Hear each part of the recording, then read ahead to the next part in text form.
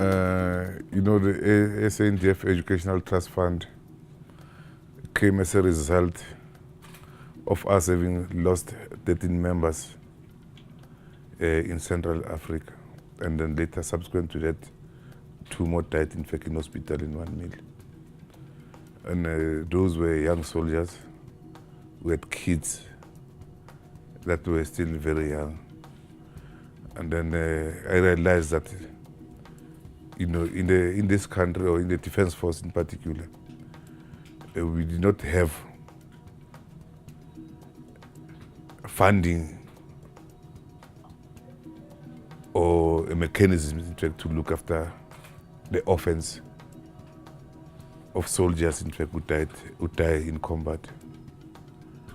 I then in fact had a conversation with General Anderson that we need to do something, and as a result of that we then decided actually now to form a trust. Actually I instructed General Roy Anderson, Major General Roy Anderson, to form an educational trust that will look after the kids of our members who die in combat. And I felt, in fact, the best way of helping somebody, particularly a child, is to give him or her education, because in doing so, you will be empowering him or her for life. And to that effect, I became the donor. And then, of course, I started up with organizing a golf game that was dedicated to raise funds for the orphans and of members of the Defense Force who die in combat. And then we did not only look at Central Africa, but we looked at the Defense Force in totality from 1994. I must say actually people were generous. They came in to give in fact a helping hand. Then I must also be grateful in fact to Honorary Colonel Dr. Koza and Kaiser Mutau, in fact, of Kaiser Chiefs, who each donated $1 million for the Education Trust, because I remember when I discussed in fact with Colonel Koza, and then he felt that this thing is something noble and something that he felt that he will participate. And to that effect, today, as I speak to you, he's a patron of our Education Trust. And then we do have, in fact, a board of trustees, which is chaired, in fact, by Major General Roy Anderson. And other members, in fact, is Major General Lulani, the Chaplain General, Mr. Teddy Daka, who's also a businessman in his own right. And then, of course, the 5th one just tendered a resignation due to other commitments, in fact. But I must say, the trust is doing very well. Since its inception, we've raised up to 11 million as I speak. I may stand under correction, but that's the figure that's there. And we've taken close to 100 kids to school in different masterings, from primary to up to tertiary education. And then I must say that doing very well. However, I must also indicate that because we rely on donor funds, so there's a mean that we use, because it's not everybody who may qualify.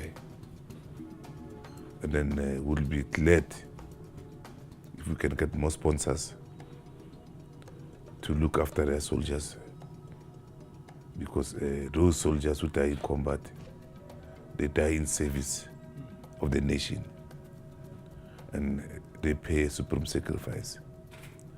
You know, I always say to people that in terms of the Constitution, everybody has a right to life.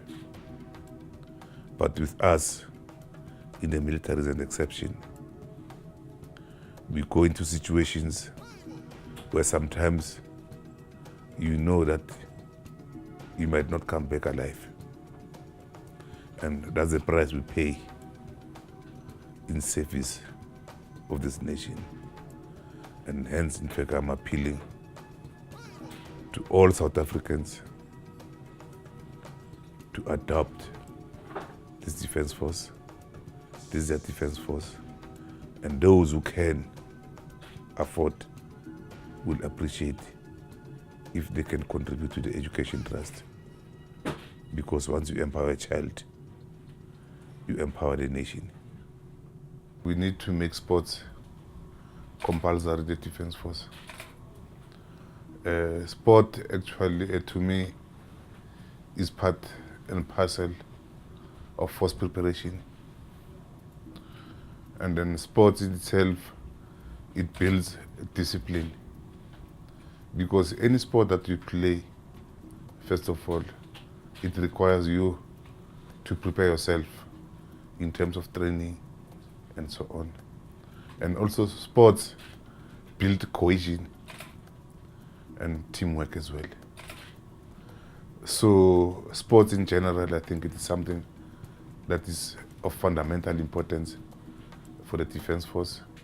And it is my wish to see all sporting codes being practiced, in fact, in the defense force and being promoted. Women in the defense force are free to participate in any sporting code of their choice, because we've got many sporting codes. We've got volleyball, we've got cricket, we've got rugby, and by the way, you know, we've got something that is quite unique, in fact, to the South African National Defense Force, Taekwondo, which actually we started it while I was still Chief of the Army, and courtesy of the South Korean government and the Defense Force. Then we've got tennis and golf as well. Golf, which is something that I'm also trying now to promote within the Women in the Defense Force. And as you are aware, or you might be aware that this month, the month of August, which is a Women Month, I decided to organize ladies golf in the Defense Force. But it's not only the members of the Defense Force who will play, it will also be women in the corporate world, and of course, all over this thing, across the spectrum, who will be participating. And then I think that, aside from encouraging women to play golf in the Defense Force, it will also afford them the opportunity to interact and network with other women from the environment outside the Defense Force. And coupled to that as well, I've already also organized AMSCO and IDC as well, because it is my wish, if things go according to my plan, that after the game of golf, there should be a women dialogue where, in fact, AMSCO can talk about opportunities available for women in the Defense Force, and the IDC can talk about finding models that can empower women. Because, you know, as you are aware, that the Defense Force is a male-dominated environment, too chauvinistic, and then even in the military industry, it is male dominated. And I'm sure through this type of interactions, it will also allow women, in fact, outside the military now to begin to find opportunities within the Defence Force. And of course, aside from golf, we've got a spouses forum, which looks, in fact, after the spouses of the serving members when they are on deployment and so on. And they also have their own challenges. And I'm sure as they interact and they are afforded the opportunity to meet with women from the corporate world, who knows, there might be people who might open their hearts and ensure that they lend a helping hand to those children, in fact, in the crèches who are being supported by the Spouses Forum, and of course even those soldiers who are on deployment, who, when they are on deployment, the Spouses Forum to give moral support to them.